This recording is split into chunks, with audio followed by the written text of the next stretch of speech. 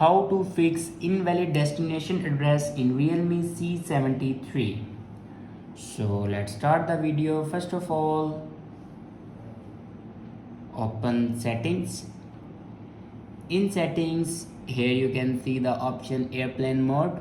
Now here you can turn on or off your airplane mode 2 to 3 times.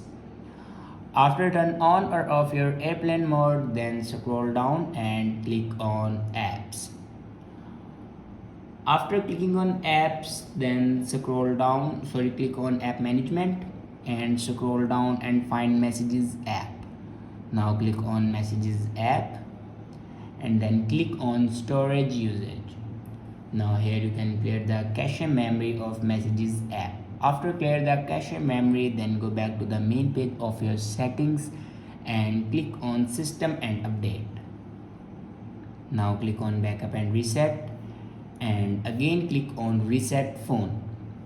Now on top you can see the option reset network settings. Now click on reset network settings and here enter your password to reset your network settings.